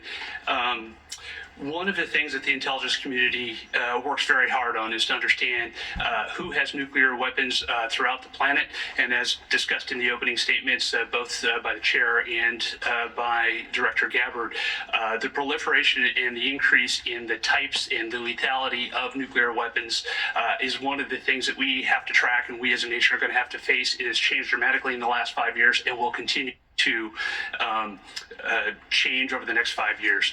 The addition of additional countries which have their own deterrence policies and will act in a nuclear dialogue, or the presence of those weapons, the security of those weapons, the movement and the threat of use of those weapons complicates the environment by which all of us will operate and will complicate all of the decisions by which all future conflict and the political decisions that we support of the decision makers. It makes the world a more dangerous place, does it not? Senator, yes, it does. And just by way of history, Ukraine used to have the third largest arsenal of nuclear weapons on the planet, but as a result of negotiations between Russia and Ukraine and the United Kingdom, the Budapest Memorandum documented a commitment by Russia and the United States to protect the territorial integrity of Ukraine in exchange for them giving up their nuclear weapons. Did I correctly summarize the content of the Budapest Memorandum back in 1994? Yes, Senator, you did, and Ukraine willingly gave up its weapons for the protection of others. Thank you very much. Senator Wyden. Thank you, Mr. Chairman. And obviously, my colleagues and I feel very strongly about the war planning meeting over unclassified phones. Obviously reckless, obviously dangerous. Both the mishandling of classified information and the deliberate destruction of federal records are potential crimes that ought to be investigated immediately. And I want to make clear that I'm of the view that there ought to be resignation, starting with the National Security Advisor and the Secretary of Defense. Director Ratcliffe and Director Gabbard, have you participated in any other group chats with senior Trump administration officials in which classified information was shared using phones that weren't cleared for such information? Question for the two of you. Senator, thank you for the question. I haven't, your question was, have I participated in any other group chats sharing classified information? To be clear, I haven't participated in any signal group messaging that relates to any classified information at all. Okay. Director Gabbard? Senator, I have the same answer. I have not participated in any signal group chat or any other chat on another app that contained any classified information. Yeah, and I just think it's important to follow through here. Would the two of you cooperate with an audit to confirm that that is that is the case? I have no objection. Senator, I'll certainly comply with any follow-up that the National Security Council would deem appropriate. But again, to be clear, the use of signal message end-to-end encryption applications is permissible and was, in this case, used permissibly, at least to my understanding, and in a lawful manner. The seriousness of this is so clear. That's why I want to have an audit, and both of you gave me an answer indicating that you would be open to that, and I appreciate it. Director Patel, you weren't in this particular group chat, but have you participated in any chats on unclassified phones with other administration officials relating to national security? And if so, on what other topics? Thank you for your question, Senator. Not that I can recall. Okay. question I have for you, Director Gabbard, involves this question of Elon Musk wasn't going to see the military's China war plans because he said he, quote, has business in China and he would be susceptible perhaps to that. That was his comment. So as DNI, you're responsible for security clearance policies across the government. Under your watch, how are you going to go about carrying out this obligation? Because I think it obviously is a very significant one in terms of American national security. Thank you, Senator. As you know, the Office of the Director of National Intelligence provides oversight over these different 18 intelligence elements. Leaders within those elements are empowered with that responsibility to uphold the trust that the American people have placed in them. In this example that you cited, both Secretary Hegseth as well as President Trump completely denied the assertion that Elon Musk was going to receive any kind of classified war plan brief pertaining to China or any other country. So on the question of whether the president has the prerogative to get clearances is really the area that I want to touch on, because you're formally responsible for security clearance policies, and that's why I'm asking about it. So can a president decide who gets a clearance? Yes. So what about your role? You're formally responsible for security clearance policies. That is also true. So how do we resolve it? President just gets his way? The elected president and commander-in-chief has the authority to provide a security clearance to those who he deems necessary. Mr. Chairman, and to the ranking member, I think we have to have a further discussion on this and figure out what the ground rules, are. I think it's clear what the director says. I just think we need more clarity, because I think you have the formal responsibility for security clearances, and now we've heard that this somehow is going to be the president's project, and I think we ought to have further discussions. Thank you, Mr. Chairman. Senator Langford. Chairman, thank you. Thank you to all of you, your service to the country. It matters. There are a lot of citizens of our country right now that have much greater security in their life because of the work that you do and the people that are working around you do. So I just want to say I appreciate that. For the folks in Oklahoma, they would definitely want me to be able to say thank you for your service. Let me ask a couple of questions on this. Director Gabbard, let me start with you on this. Iran has been listed as one of the top sponsors of terrorism for a very long time. They're the primary armors of Hezbollah, of Hamas, of the Houthis. They're arming the Russians to be able to kill Ukrainians. They continue to be able to destabilize the region. And just in the recent days, when many nations in the Gulf region have talked about how to provide greater stability, Iranian leadership stepped out and made very clear statements. They want a one-state solution for Israel, and this to drive out all Jews. So this continues to be an issue not just for the region, but for Americans in particular. So my question is on this, is the sanctions and the effect of sanctions, what we know about the Iranian response. Under the Biden administration, those sanctions will turn down, where quite frankly, Iran has been able to sell $90 billion in oil on the global market to be able to rearm itself and all the others around the region. Now sanctions are now going back on to Iran again. What do we know about the effect of those sanctions? Thank you, Senator, for the question. These sanctions have just begun to be reinstated, so the full effects have not yet borne fruit. But the message that the president has sent with his maximum pressure campaign is certainly heard. As the chairman mentioned in his opening remarks, President Trump recently sent a letter to the leader of Iran expressing his interest in direct talks in order to try to de-escalate and to prevent war, prevent Iran from gaining a nuclear weapon, but also stated that there would be military consequences if there was no direct negotiations. So President Trump is continuing to carry out his vision and mission of peace through strength, acting in the best interests of the American people. We will see what choices are made from here. Okay, thank you. Director Patel, during the last administration and the very open border policy that they had, we had some years, including 2022 and 2023, where there were 70,000 individuals that were released into the country that were identified as special interest aliens. This is something this committee and the Homeland Security Committee tried over and over again to get details on. The Biden administration was unwilling to be able to share any of the details on the special interest aliens, led to a great amount of frustration. The comment came often back to us is that FBI is going to track all these individuals and to be able to identify them, even though it was 70,000 a year that were coming into the country. You just walked into this position and trying to get your feet on the ground in so many different issues that are outstanding on that. I raised to you the issue of individuals that are currently illegally present in the country going through a process, but are listed as special interest aliens by definition. On Capitol Hill. We're going to take a short break and be right back. Here we go again. Let's see if it's on this one here.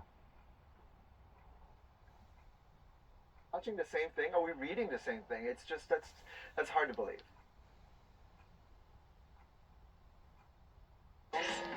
Yeah. That is a practice that preceded the current administration to the Biden administration. Steve, I found this to be interesting. I never used Signal during my tenure, but it is a safer. Let's go over here real quick, see what's going on, if they're doing live or not. Levitt posting this earlier today, saying that he's well known for his sensationalist spin. We can pull up her. Well, that pretty well answers the question, don't it?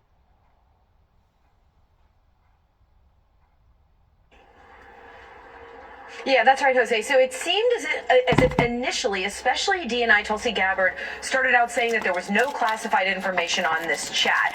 Then later on, it sort of whittled down to no classified intelligence information. And as you said, it started to focus in more on the information that Jeffrey Goldberg reported Secretary of Defense Pete Hegseth released on this chat. And now we have the Atlantic article from yesterday. We have a number of different media appearances, including on NBC and MSNBC, with Jeffrey Goldberg, where he has laid out some of the specifics, including telling Jen Psaki last night that among the texts from Secretary Hegseth included names of individuals, Houthi leaders who would be targeted in these strikes, specifics about timing of the strikes, specifics about the platforms that would be used, what would be targeted and where. So the kinds of things that go into an operational war plan. Now, Secretary Hegseth spoke very briefly about this article last night when arriving in Hawaii. He spoke for about 2 minutes and he immediately attacked Jeffrey Goldberg, the reporter, calling him deceitful and discredited.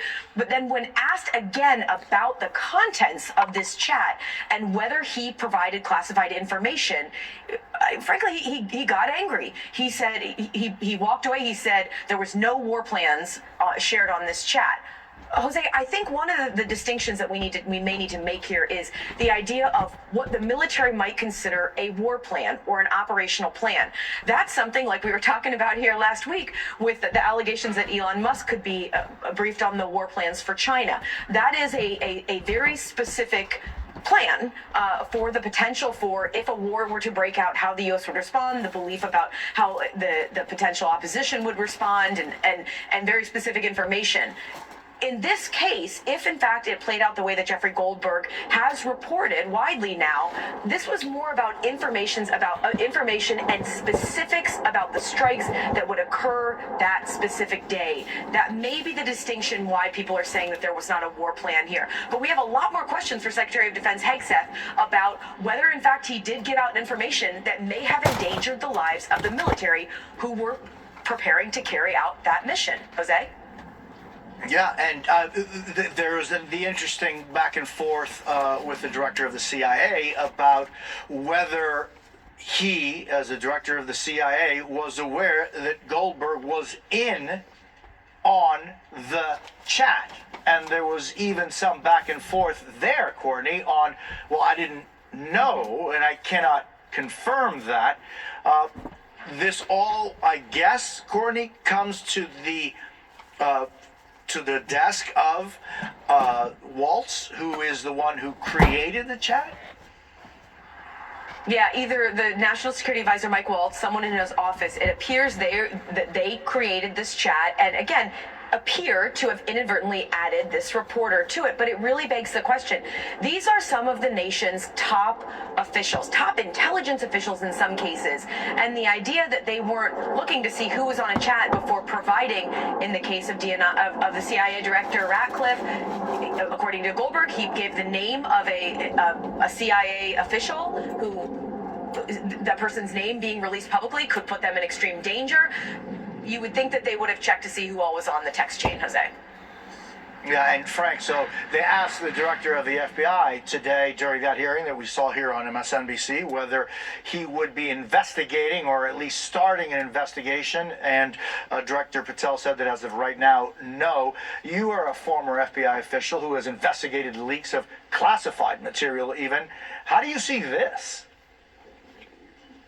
Yeah, look, this is a no-brainer under normal circumstances, which clearly we're no longer under. This would be an open FBI investigation by now. And here's the thing, the FBI director, because of the high-level people involved, would coordinate the opening of that investigation with the CIA director, the DNI, the National Security Advisor, the Secretary of Defense. But here's the problem, Jose.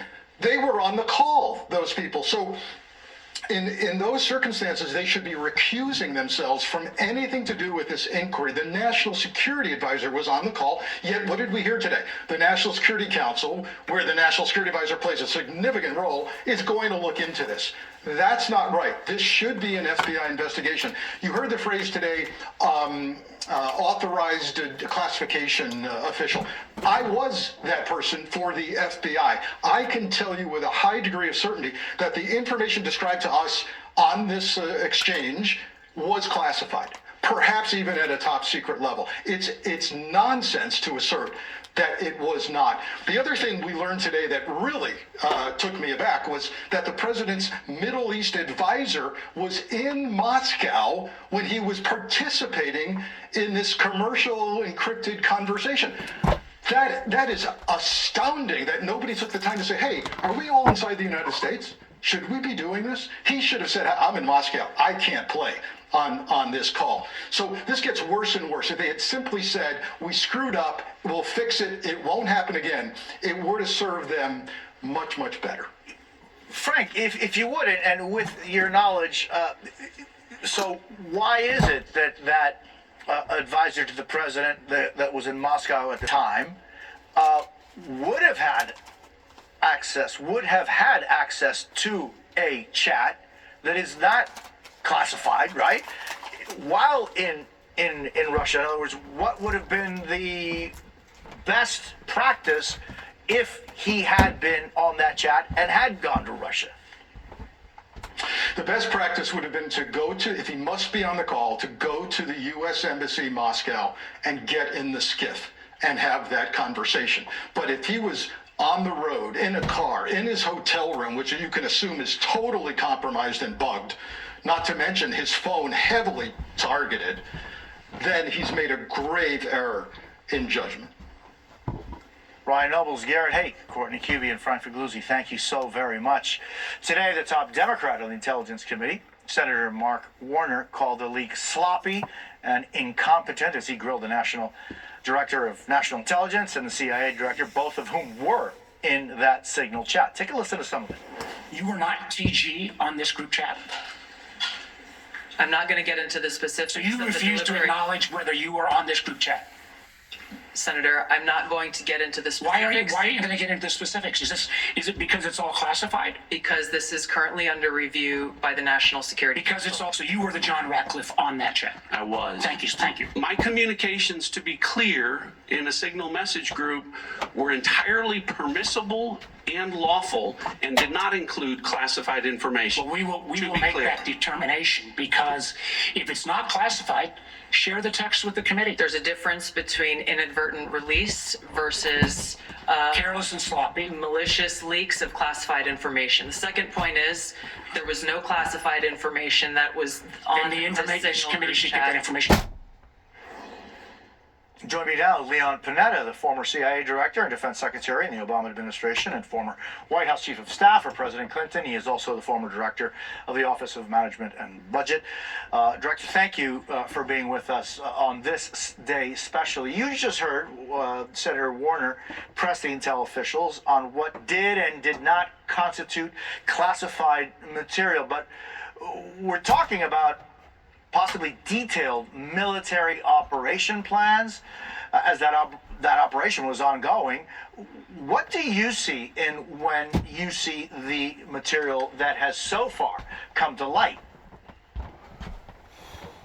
Well, look, I don't think there is any question that we are dealing with classified information. These are war plans. These involve information about targets, about weapons, about platforms, lives, about timing. All of that is highly classified information.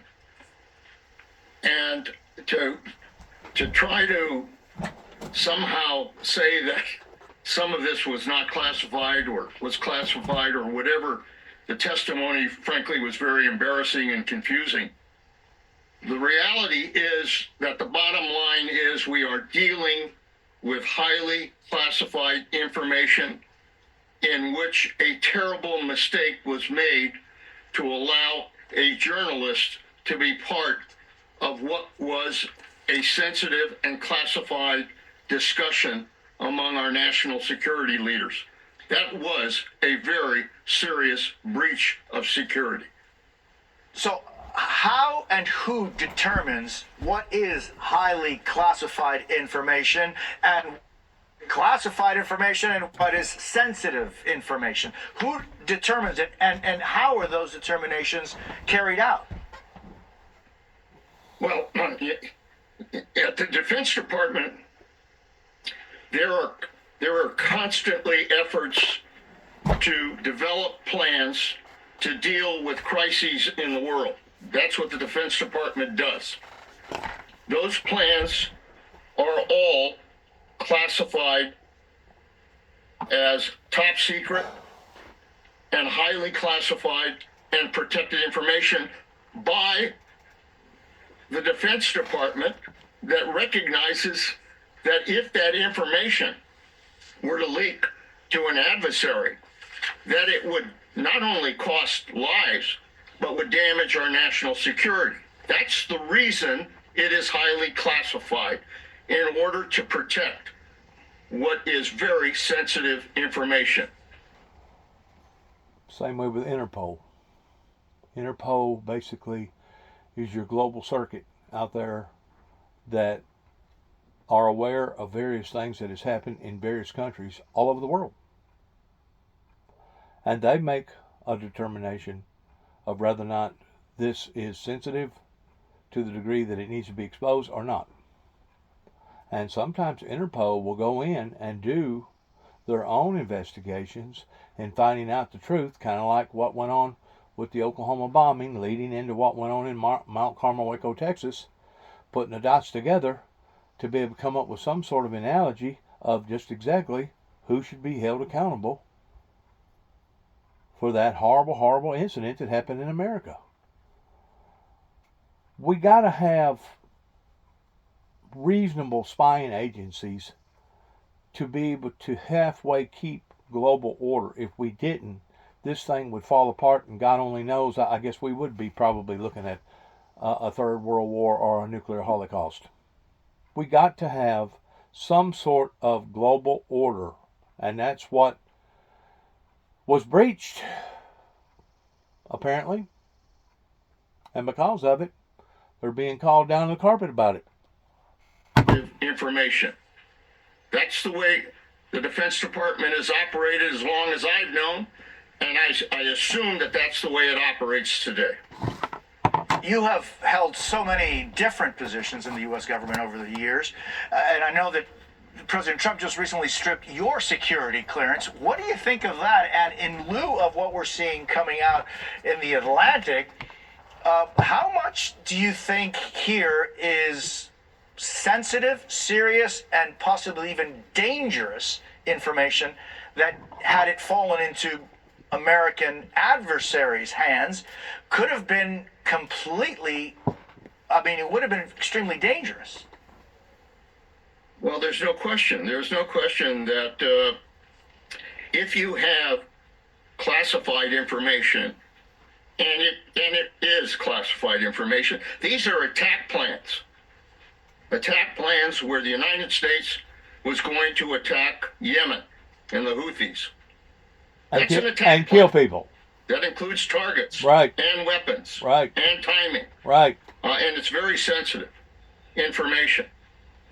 And to have something like that then leak, thank God it was Jeffrey Goldberg who exercised some judgment here about what was going on. But if it had been a journalist from Russia or from China or from an adversary, and that information was then provided to Yemen prior to the attack, then make no mistake about it, the Houthis could very well have then attacked whatever assets we had in the Red Sea. And that would have cost lives. This is very dangerous. And it's very serious.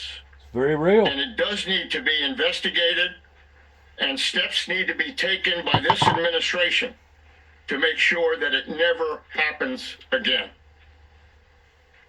What do you think the consequences should be? I think, frankly, whoever put that name that did not belong on that list of national security officials, that whoever did that, frankly, committed an act of gross negligence and should be fired. Leon Panetta, it's always a pleasure to see you. I thank you very much for your time. Good to be with you. Next, the federal court could give its decision at any moment on the Trump administration's efforts to deport more undocumented immigrants. And later, new crisis points in the Middle East as the Israeli military ramps up new operations. You're watching MSNBC Reports. It's a free-for-all, isn't it? It's what it's turning into, nothing but a free-for-all. Is now the executive director of the McCain Institute. Evan, it's good to see you. So on paper, at least you have some sort of headline that it seems the United States was really eager to put out here. There's a lot of detail left to be written in, though, and different interpretations allow for different results as to how.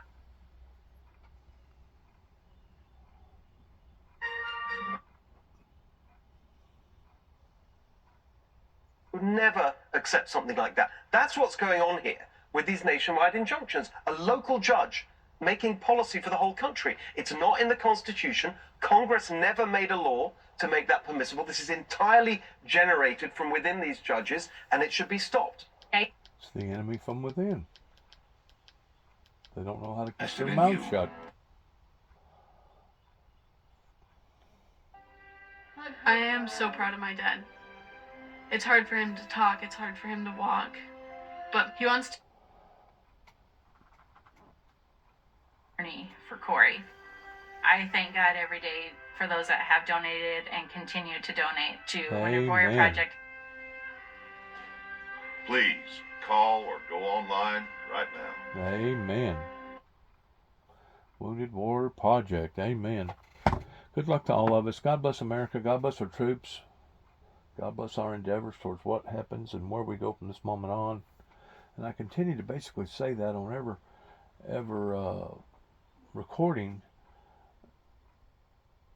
But it seems like the more that I see, the more that it disgusts me pertaining to seeing these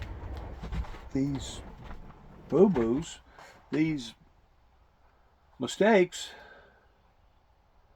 that obviously either has or will cause human catastrophes. Just like 9/11, there never was. I mean, they say that there was a commission of inquiry of looking at this and looking at that, but now they're finding out through FBI that there was a connection pertaining to Saudis actually financing those terrorists that was over here. So whenever you get to looking at the mistakes, some of the mistakes may be acceptable, but some of them are not acceptable, and that's where the people need to stand up and say, you know what, enough is enough, and we're no longer going to accept this as it being normal. And people's jobs need to be fired. People need to be held accountable for what that they either have done that they shouldn't have done, or what they didn't do that they should have done. One way or the other, either or, one's just as important as the other whenever it comes to the protection of the American people. Once more, good luck to each and every one of us. God bless America and God bless our troops, because as this thing gets more and more sensitive pertaining to being dicey, I just hope that these mistakes will stop, and that God still finds favor in his heart and in his eyes with the American people. Thanks again. Heaven help us all, and shalom. God bless.